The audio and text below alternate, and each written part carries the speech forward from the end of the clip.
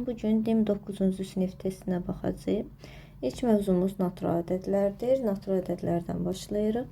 Birinci sualda deyir ki, ədədi 17-yə böldükdə natamam qismətdə 3, qalıqda isə 16 alınır. Bu ədədi tapın. Bizə ədəd verilməyib. Yəni ədədi x-nə işarə edə bilərik. Və x-i 17-yə böldükdə natamam qismətdə 3, qalıqda isə 16 alınır. Bu zaman bölünən, yəni x bölünən 17 bölən natamam qismət 3 və qalıq 16-dır. Bölünən bərabərdir.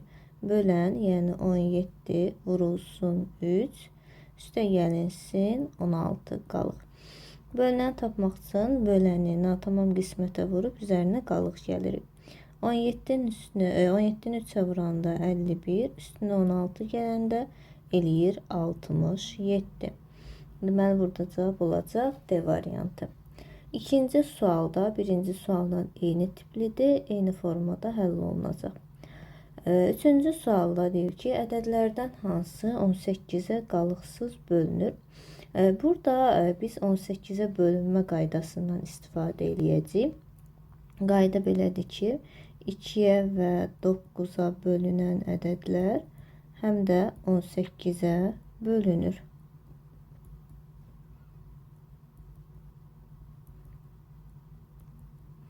İkiyə bölünmə qaydası cüt ədədlər 2-yə bölünürdü.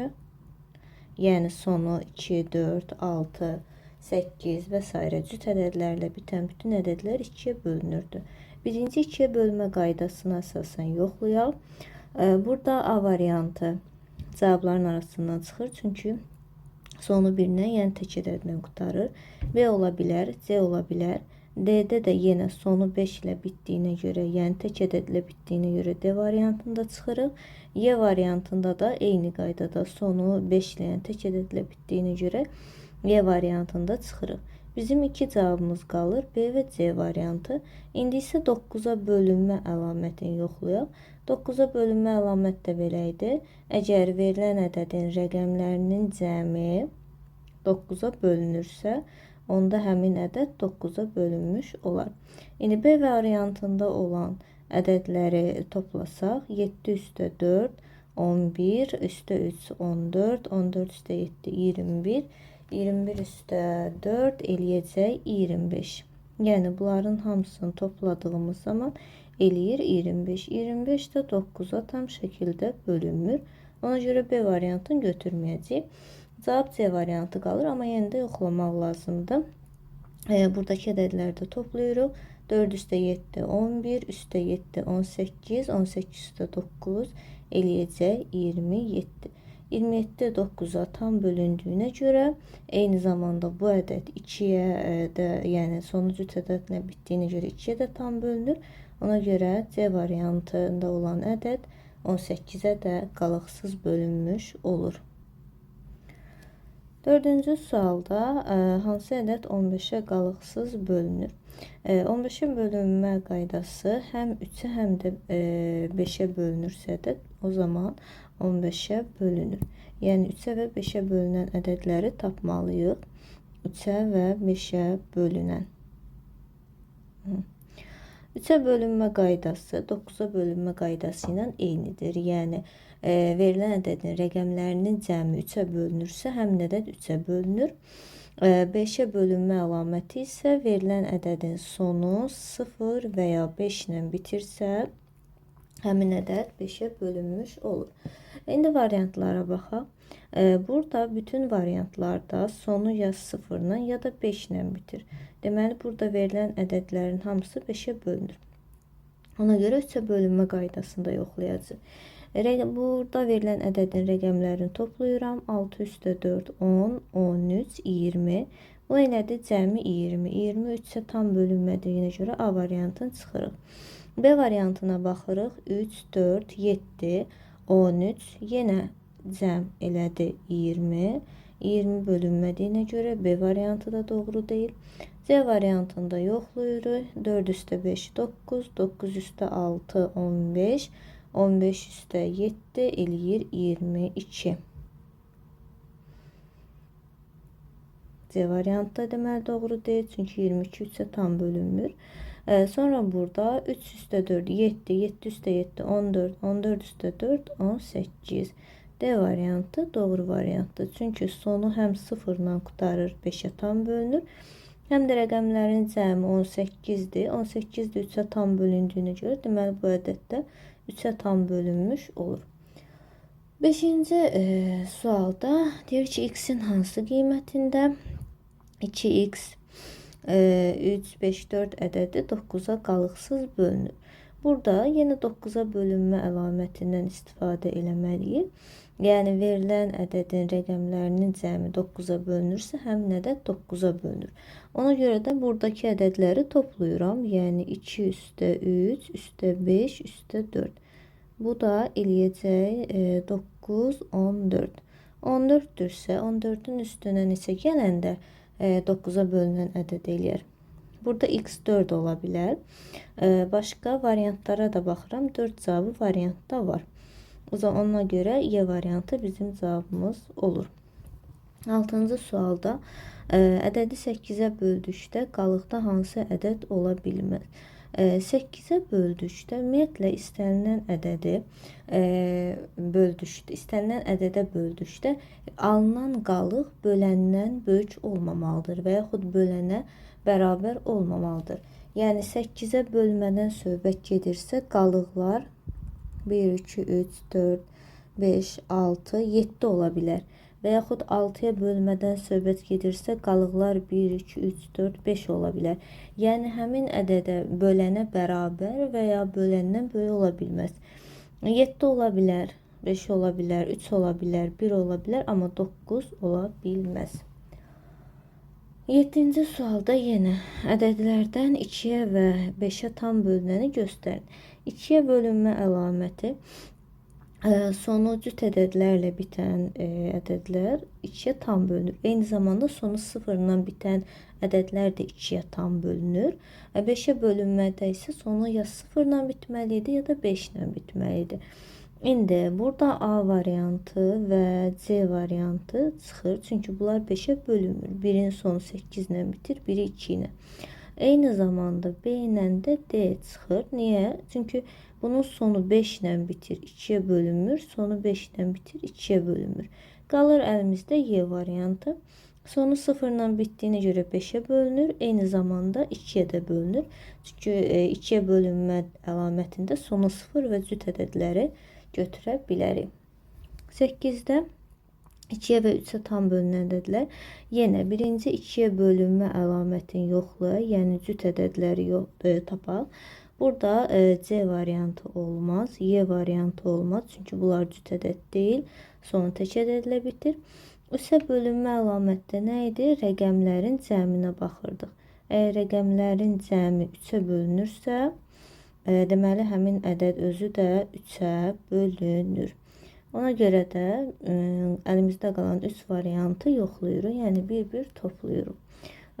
A variantında 6 üstə 4 10, 14, 19, 21. Aha, A variantı əslində bizim variantımızdır. Çünki 21 eləyirsə 3-ə tam bölünür və eyni zamanda sonu 2 ilə bitdiyinə görə cüt ədəddə 2-yə də bölünür. Yenə hər ehtimala qarşı B variantında yoxlayaq. Burada eləyir 7 üstə 5 12, 12 üstə 6 18, 18 üstə 2 20. Artıq bu 20-dirsə 23-ə tam bölünmür. Burada da 4 üstə 6, sıfırları nəzərə almırıq təbii ki, eləyir 10. Ona görə bu da bölünmür.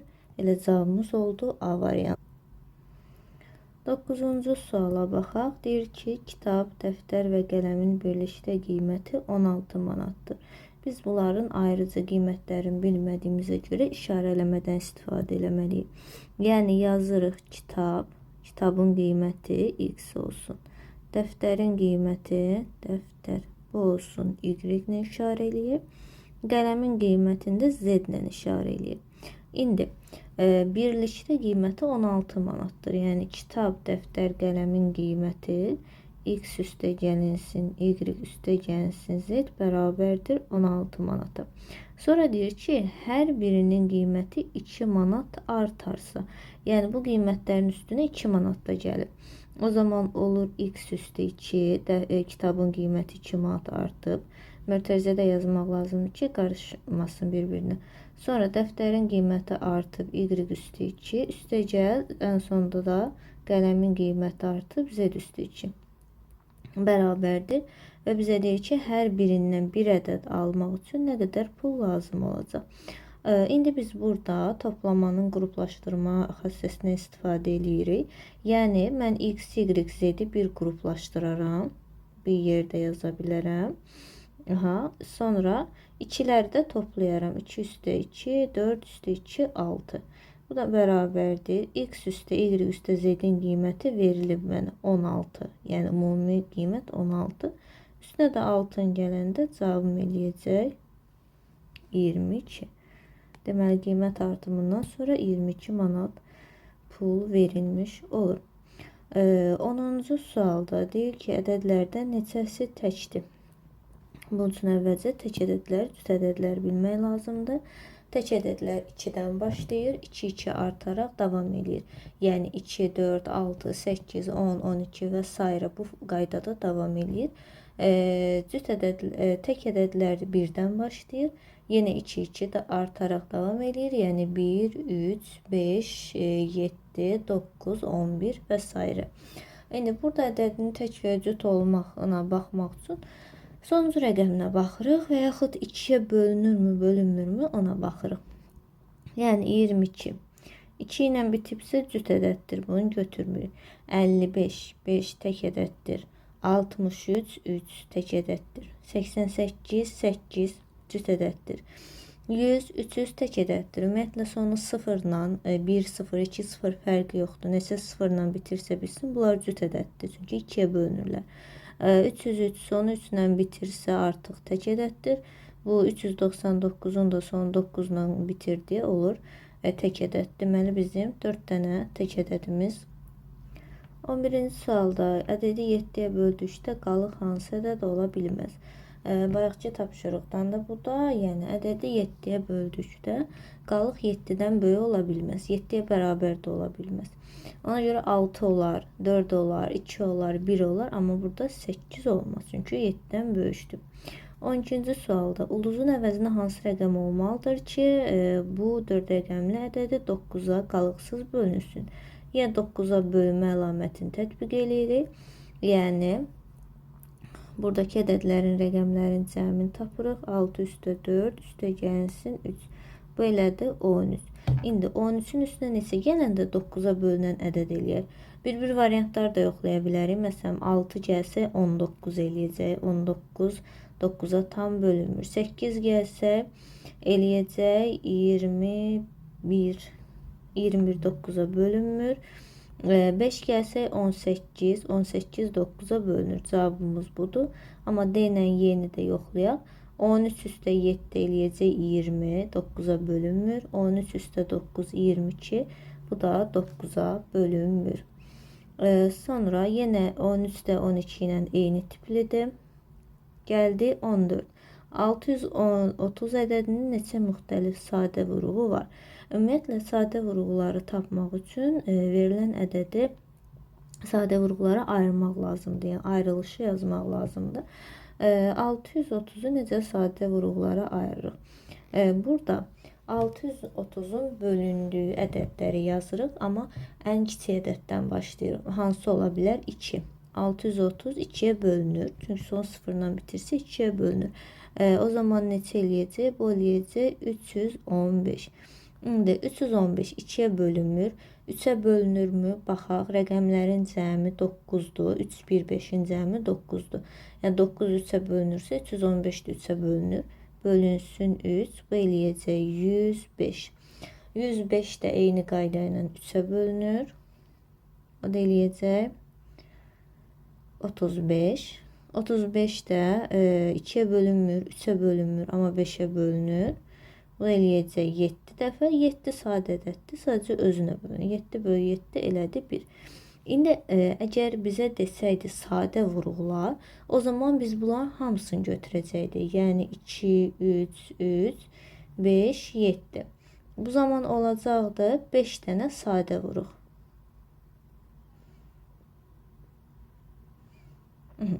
Amma deyir ki, neçə müxtəlif deyirsə, hər vuruqdan bir dənə götürməliyik. Məsələn, 2 bir dənədir, 3 2 dənədir, amma birini götürməliyik. 5 bir dənədir elə, 7 də bir dənədir. Artıq müxtəlif deyirsə, müxtəlif sadə vuruqların sayı 4 dənə olacaq.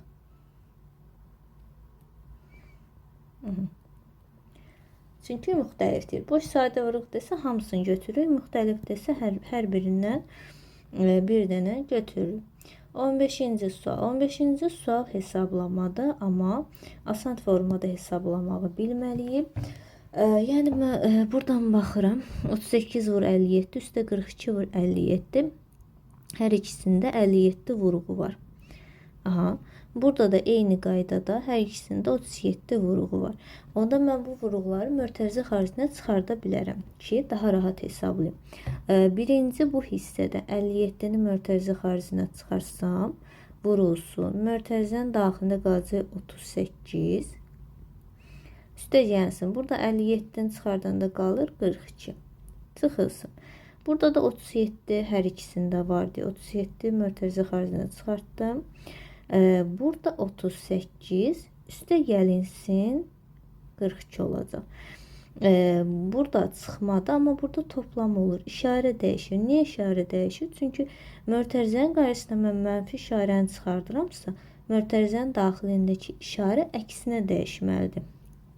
Yəni bu mötərizə açanda yenə eyni formada olsun deyə. İndi 57 vurulsun. 38 ilə 42-ni toplayıram. Eləyəcək 80. Çıx. 37 vurulsun. 38 ilə yenə 42-ni cəmdə eləyəcək 80.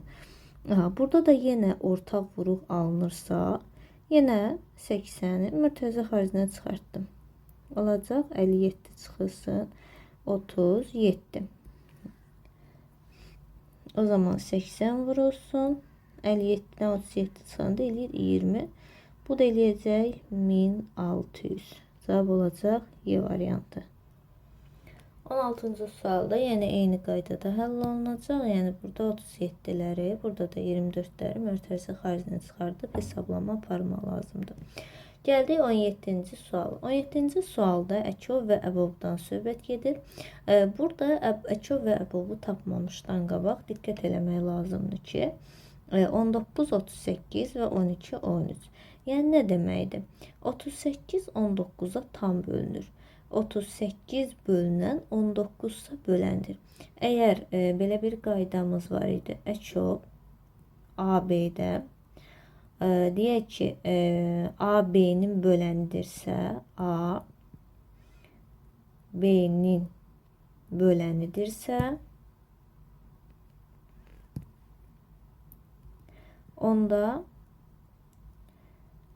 əkovumuz bərabər olacaq B-yə. Yəni A B-yə bölünürsə, verilən əkov ya da əbovda bir ədəd digərinə tam bölünürsə, böyük ədəd olur əkov, kiçik ədəddə olur əbov. Bu formada da yadda saxlamaq olar. İndi 38 19-a tam bölündüyünə görə o zaman bizim əkovumuz burada bərabər olacaq 38-ə. Heç yəni hesablamağa ehtiyac yoxdur. Əbov hissəsinə baxıram. 12, 13. 12, 13 qarşılıqlı sadə ədədlərdir. Yəni verilən 2 ədəddən 2 ədədin ortaq böləni yoxdursa, hər ikisinin bölündüyü bir ədədi yoxdursa, biz onlara qarşılıqlı sadə ədədlər deyirik. A və B və yaxud 12, 13 qarşılıqlı sadədirsə, onların əbovu 1-ə bərabərdir. Qarşılıqlı sadə ədədlərin əbovu 1-ə bərabər olur. Ona görə də bunda heç hesablamadan 1 yazıram. 38-dən 1 çıxanda da elədi 37. 18-də isə artıq burada əbov və çöp hesablamaq lazımdır. Çünki yəni burada bölən bölünən yoxdur. Eyni zamanda qarşılıqlı sadə də deyirlər. Bunun üçün verilən ədədləri sadə vuruqlara ayırırıq. Yəni 30 və 54 veribsə, 30-u sadə vurğulara ayırırıq. Yenə 2-yə bölünür 15 dəfə. 15 3-ə bölünür 5 dəfə. 5 də 5-ə bölünür 1 dəfə. Sonra 54-ü də sadə vurğulara ayırıram. 54 2-yə bölünür 27 dəfə. 27 2-yə bölünmür, amma 3-ə bölünür 9 dəfə. 9 3-ə bölünür 3 dəfə. 3 3-ə bölünür 1 dəfə. İndi birinci bunların əkobunu tapaq. Əkob nəyə bərabərdir? Əvvəlcə hər hansı birini yazırıq, heç fərqi yoxdur. Misal üçün 54-ün vurğularını yazıram mən. 2 vur, 3 vur, 3 vur, 3. Sonra 54-də olmayan vurğuları bura əlavə edirəm. Misal üçün baxıram 2 var, götürmürəm. 3 var, götürmürəm. Amma 5 var, 54-də yoxdur. Deməli bura yazmalıyam. Bərabərdir. Bunlar onsuz da 54 eləyirdi hasili. 54 də 4-ə vuranda, daha doğrusu 5'e vuranda, 54'də 5'e vuranda eləyəcək 270. Deməli, buradakı cavabımız oldu 270. İndi əbobu tapaq. Əbob nəyə bərabərdir? Əbobda ortaq vurğular, yəni hər ikisində eyni olan vurğular. Baxıram 2 var, sonra 3 var. Bu qədər. Elə 2 və 3 var hər ikisində. Bu işləri götürməm. Çünki burada 1 3 varsa, buradan da 1 3 götürməliyim. Olur 2 vurulsun 3 bərabərdir 6. Deməli, bu da elədi 6. İndi 270-dən də burada 6 çıxmalıyım. Eləcə 264. Yəni olacaq B variantı. 19-cu sualda bizə deyir ki, bölünəni 4 dəfə azaltdıqda böləni necə dəyişmək lazımdır ki, qismət 3 dəfə artsın. Bu tip tapşırıqları eləməyin ən dəqiq yolu nümunə üzərində işləməkdir. Yəni biz bir nümunə yazaq, sadə bir bölmə nümunəsi. Misal üçün yaza bilərəm ki, 16 bölünsün 2 bərabərdir 8. Bu nümunəni özümlə yazdım. Sonra misallının şərtini tətbiq eləyək. Deyir ki, əvvəlcə qeyd eləyək. Burada 16 olur bölünən. 2 böləndir. 8 də qismətdir. Aha.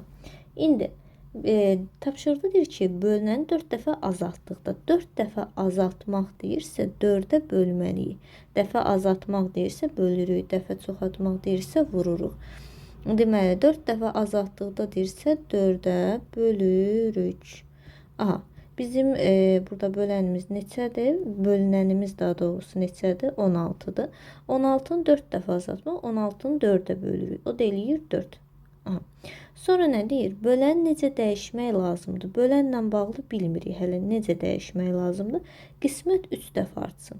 3 dəfə artsın deyirsə 3'ə vururuq. Dəfə artmaq, vurmaq deməkdir. Aha. Deməli, bizim qismətimiz 8 idi. 8'i də 3'ə vurdum, elədi 24. Bölünsün, bölən x. Çünki burada böləni bilmirəm.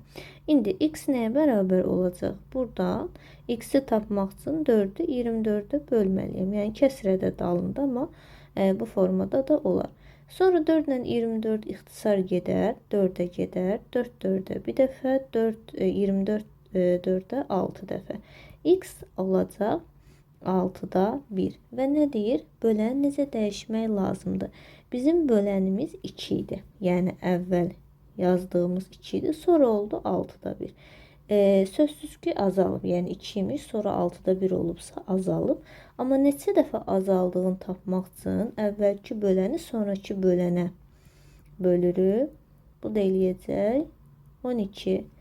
Deməli 12 dəfə azaltmaq lazım imiş. Sonra 20-ci tapşırıqda nə verib? Deyir ki, n hansı qiymətində əkob n 10 bərabərdir 10 olar.